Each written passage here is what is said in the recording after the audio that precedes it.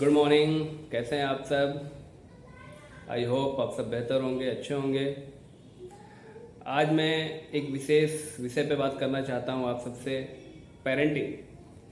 Parenting अर्थात ये कि किसी भी बच्चे की हम गार्जियनशिप कैसे करें।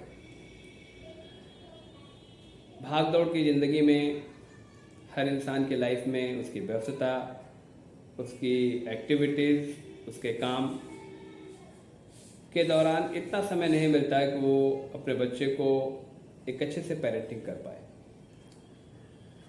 पर ये बहुत ही ज़रूरी है कि हम अपने बच्चे की पूरी देखभाल करें। देखभाल अगर हम नहीं करेंगे तो आज जितने सारे रिसोर्सेज हमारे आसपास पैदा हो गए हैं, इंटरनेट, मोबाइल, टीवी, कंप्यूटर्स, साथ में आसपास के वातावरण, ये सब हमारे बच्चों पे सीधा प्रभाव डालता है। अगर हम बच्चे को सही से उसकी पेरेंटिंग नहीं करेंगे, उसका गार्जियनशिप नहीं निभाएंगे, तो इन सभी कारकों का जो प्रभाव उसके ऊपर पड़ेगा, नकारात्मक या सकारात्मक, ऐसा नहीं है कि सभी कारक उस पर नकारात्मक प्रभाव डालते हैं। इन्हीं सब कारकों में सकारात्मक चीज़ें भी हैं, इन्हीं सब कारकों में नकारात्मक चीज़ें भी हैं जो हमारे बच्चे के जीवन पर प्रभाव डालती है। हमारी एक जिम्मेदारी एज ए गार्जियन ये हो जाती है कि हम इन प्रभावों का सकारात्मक प्रभाव कैसे उस पर डाल पाएँ, कैसे इन चीज़ों का सही इस्तेमाल उसे सिखा पाएँ। ये सब एक बहुत ही महत्वपूर्ण चीज़ है अगर हम बच्चे की सही से देखभाल करना चाहते हैं। देखभाल के दौरान हम एक अपनी जिम्मेदारी ये निभाते हैं कि हम बच्चे को स्कूल में एडमिशन करा देते हैं, और स्कूल में एडमिशन कराने के बाद मुझे ऐसा लगता है कि हमारी सारी जिम्मेदारी पूरी हो गई। स्कूल से सारी चीज़ें वो सीख लेगा। निश्चित रूप से स्कूल की एक जिम्मेदारी है वो बच्चे को बेहतर शिक्षा दे, बेहतर शिक्षा के साथ साथ उन सभी आयामों पे भी काम करे जिससे बच्चा एक अच्छा नागरिक, एक अच्छा व्यवहार करने वाला व्यक्ति बने, ताकि समाज के साथ साथ देश के निर्माण में भी उसका योगदान हो। लेकिन हर एक बेहतर जो संस्थाएं होती हैं जहाँ पे हम अपने बच्चे का एडमिशन कराते हैं, वो संस्थाएं इन सब चीज़ों पे काम करती हैं। पर उसी संस्था से पढ़े हुए तमाम बच्चे कुछ अच्छी दिशा में जाते हैं, कुछ खराब दिशाओं में भी चले जाते हैं। तो स्कूल तो एक तरह की शिक्षा दे रहा है, एक तरह के सारी गार्जियनशिप जो उसको करनी चाहिए वो एज ए स्कूल निभा रहा है। पर क्या कमी रह जा रही है कि वो बच्चा अलग अलग दिशाओं में पहुंच जा रहा है, कुछ अच्छी दिशाओं में, कुछ गलत दिशाओं में भी। तो कहीं ना कहीं हमारी पेरेंटिंग की एक समस्या है। एक स्कूल एक पेरेंट से जो एक्सपेक्टेशन करता है कि उसे कितनी गार्जियनशिप निभानी चाहिए, कहीं ना कहीं वो गार्जियनशिप हमारी पूरी नहीं हो पा रही है। और अगर हम वो गार्जियनशिप निभाएं, बेहतर तरीके से बच्चे को गार्जियनशिप दें, तो मुझे लगता है कि निश्चित रूप से वो बच्चा जो है कैरियर में किस मुकाम पे जाएगा ये मैं गारंटी के साथ तो नहीं कह सकता, लेकिन एक बेहतर नागरिक, एक समाज का एक बेहतर व्यक्ति निश्चित रूप से वो बनेगा। तो सबसे पहले मेरा सुझाव ये है, पेरेंटिंग के बारे में मैं बहुत दिन से सोच रहा था कि मैं आप सबसे बातचीत करूं, आपको इसके बारे में जो मैंने अर्जित किया है, जो मैंने समझा है, जो मैंने स्कूल चलाते समय अपने लंबे अनुभव से जो मैंने प्राप्त किया है, उस विषय पे मैं आपसे रूबरू होना चाहता था। इसलिए मैं एक सीरीज शुरू कर रहा हूँ पेरेंटिंग की, ताकि आप इससे लाभान्वित हो सकें, बच्चे को सही पेरेंटिंग कर सकें। इस पे हमारी और आपकी बातचीत होनी जरूरी है। इस पे बाकायदा मैंने एक पुस्तक भी पब्लिश की है, पेरेंटिंग योर चाइल्ड। ये आपके समक्ष ये पुस्तक है। तो इस पुस्तक के माध्यम से भी आप बहुत सारी चीज़ें सीख सकते हैं। सभी ऑनलाइन प्लेटफॉर्म पे ये पुस्तक भी उपलब्ध है, चाहे अमेजन हो, फ्लिपकार्ट है, मीशो है, और भी जो सोर्सेज होते हैं वहाँ से आप इसे आसानी से उपलब्ध कर सकते हैं। सबसे पहले जो जिम्मेदारी हमारी है कि जब हम किसी विद्यालय में अपने बच्चे को एडमिशन करा रहे हैं, तो पहले उस विद्यालय की वो सारी व्यवस्था समझें कि वो किस तरीके से बच्चे के पढ़ाई लिखाई के साथ साथ उसके चरित्र, उसकी सोसाइटी में रहने के तौर तरीके, उसके मोरल, एक एज ए गुड सिटीजन के लिए वो स्कूल क्या व्यवस्था दे रहा है और वो किस तरीके से आपसे उम्मीद या एक्सपेक्टेशन लगा रहा है कि आप कौन से स्टेप उठाएंगे, स्कूल कौन से स्टेप उठाएंगे, ये सबसे पहले हमें जानना चाहिए। स्कूल में एडमिशन के साथ साथ वो सारी चीज़ें हमें जाननी चाहिए। कब वो एक्सपेक्टेशन कर रहा है कि आप स्कूल विजिट करें, कोई स्कूल ये नहीं चाहता है कि आप हमेशा विजिट करें, लेकिन एक वो टाइम टेबल, उसका एक रेगुलर सिस्टम होता है जहाँ पे आपको विजिट करना चाहिए। विजिट करके जानने की कोशिश करनी चाहिए कि आपके वार्ड्स में यानी आपके बच्चे में क्या परिवर्तन आ रहा है और क्या स्कूल की तरफ से समस्याएं पैदा हो रही हैं, क्या आपकी तरफ से समस्याएं पैदा हो रही हैं। क्योंकि किसी बच्चे का पूरी तरीके से देखभाल तभी संभव है जब स्कूल और गार्जियन दोनों मिलके उसे देखभाल करें। स्कूल से जो आपके एक्सपेक्टेशंस हैं वो पूरे हों और स्कूल के वो एक्सपेक्टेशंस आपसे पूरे हों जो स्कूल आपसे उम्मीद करता है। ये सबसे पहली जिम्मेदारी एज ए गार्जियन होनी चाहिए कि हम ये स्कूल से जानें कि वो एक गार्जियन से क्या एक्सपेक्टेशन करता है, उस स्कूल, उस संस्था की क्या व्यवस्था है कि एक गार्जियन की भूमिका उसमें क्या होनी चाहिए। वो सबसे पहले आप किसी बच्चे को एडमिशन कराते समय ये सबसे पहले स्कूल से जानने का प्रयास कीजिए कि वो किन आयामों पे काम करना चाहता है। हम जब बच्चे की शिक्षा दीक्षा के बारे में सोचना शुरू करते हैं तो हमें लगता है कि बच्चा स्कूल में गया या हमने एक ट्यूटर लगा लिया, उसने पढ़ाना लिखाना शुरू किया और हमारी जिम्मेदारी या हमारा काम पूरा हो गया। शिक्षा दीक्षा किसी भी बच्चे के जीवन का एक आयाम है, सभी आयाम नहीं है, वो सिर्फ एक आयाम है कि वो पढ़े लिखे, जो हमारी रोजमर्रा की ज़िंदगी में जो ज़रूरतें हैं जिस शिक्षा की, वो शिक्षा उसे प्राप्त हो। पर क्या स्कूल और हम यानी गार्जियन मिलकर ये तय करते हैं कि क्या बच्चे के अंदर पॉजिटिविटी डेवलपमेंट करने के लिए कोई प्रोग्राम चल रहा है कि नहीं चल रहा है, क्या उसकी सकारात्मक सोच बन रही कि नहीं बन रही है, उसकी कॉग्निटिव प्रॉब्लम सॉल्व हो रही कि नहीं हो रही, कितना वो आसपास के वातावरण से सीख पा रहा है, वो एक क्रिएटिव माइंड डेवलप कर पा रहा है कि नहीं कर पा रहा है, वो एक बेहतर सिटीजन बनने की तरफ वो कितना उसका कदम आगे बढ़ रहा है। ये सब एक पेरेंटिंग के दायरे में चीज़ें आती हैं।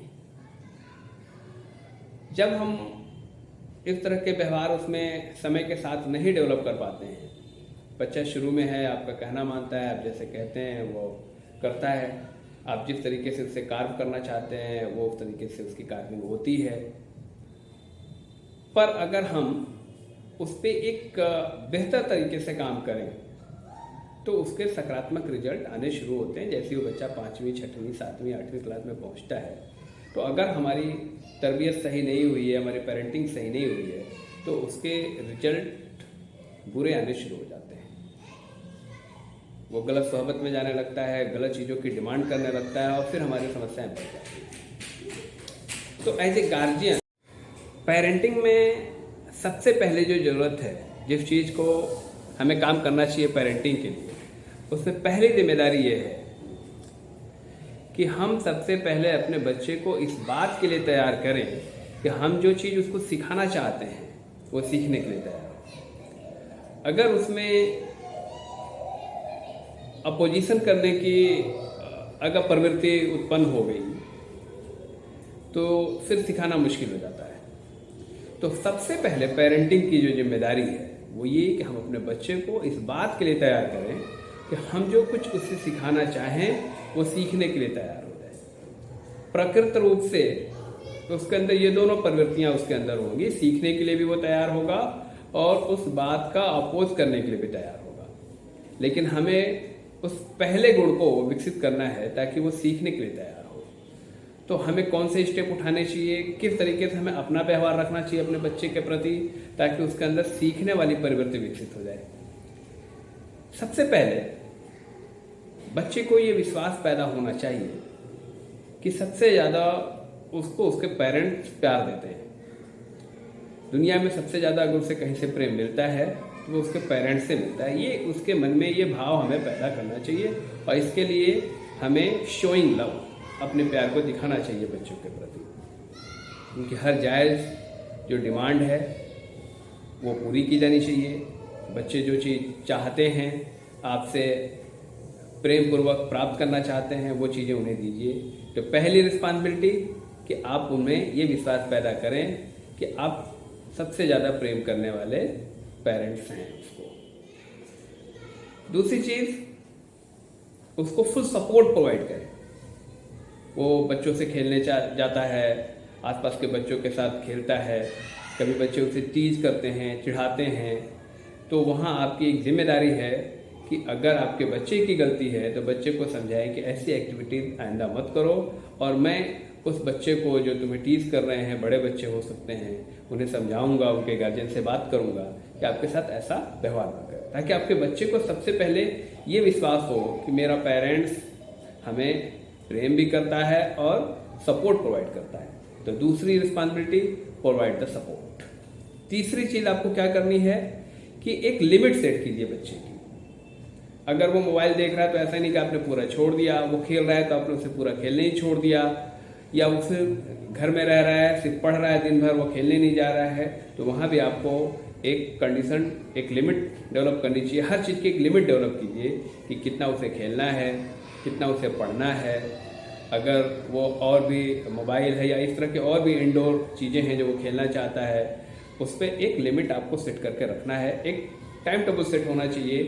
बच्चा छोटा है, वो अपना टाइम टेबल सेट नहीं कर सकता, पर आप उसे एक टाइम टेबल सेट कीजिए कि उसे 24 आवर में कब सोना है, कब जगना है उसे, यानी हर चीज़ की एक लिमिट सेट होना चाहिए। ऐसा नहीं कि आप किसी एक चीज़ को बिल्कुल इग्नोर कर दीजिए।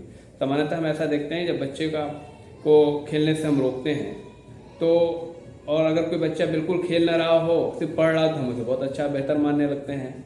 तो ये तो सिर्फ एक डायमेंशन वो पूरा कर रहा है ना, पढ़ने वाला, लिखने वाला, पढ़ने में अच्छा हो सकता है, पर एक जीवन में सफल होने के लिए बहुत सारे डायमेंशन की जरूरत होती है। सिर्फ पढ़ा लिखा होना काफ़ी नहीं है अपने जीवन में सफल होने के लिए। इसलिए हर चीज़ की एक लिमिट तय होनी चाहिए कि कितना पढ़ना है, कितना उसे खेलना है, कितनी और सारी चीज़ें करनी है, कितना सोना है, कब उठना है, कब खाना है, इन सब चीज़ों की लिमिट सेट कीजिए। तो तीसरी चीज़, set the limit.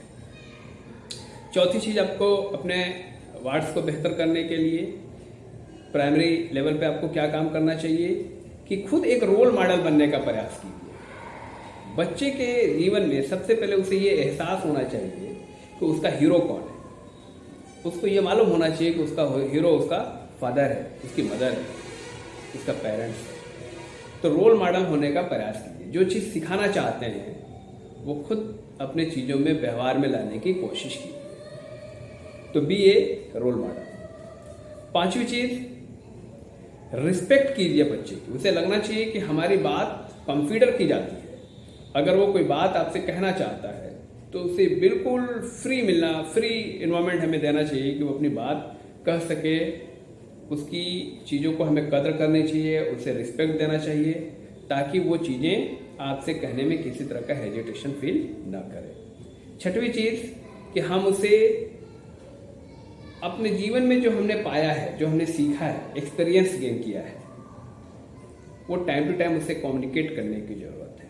Freely communicate कीजिए। जो वो कहना चाहता है, जो वो पूछना चाहता है, जो आपको समझाना है, जो आप उसे सिखाना चाहते हैं, उन सब चीज़ों पे उसे फ्रीली बात करनी चाहिए। अगर आपको दिन भर में टाइम नहीं मिलता तो सोते समय कम से कम जब आप अपने बच्चे के साथ अपने बगल में लेटाएं तो उसे 10 मिनट, 5 मिनट इन सब चीज़ों पे बात उससे करनी चाहिए। उसके मन में क्या है, वो जो कहना चाहता है, उसके लिए उसको ओपन कीजिए, ओपन माइंड बनाइए, ताकि अपनी बात वो कह सके और आप उसे सही तरीके से कार्य कर सकें। उसी तरह से उसको हम उसको सही से समझा सकें कि हाँ, ये जो तुम सोच रहे हो कितना सही हो सकता है, कितना गलत हो सकता है, इसके क्या नकारात्मक प्रभाव हो सकते हैं, इसके क्या सकारात्मक प्रभाव हो सकते हैं। ऐसा वातावरण आपको घर में डेवलप करना चाहिए। तो अगर हम ये सारी चीज़ें कर रहे हैं तो ये एक प्राइमरी वो कंडीशन होगी जब हम अपने बच्चे को सीखने के लिए तैयार कर रहे हैं।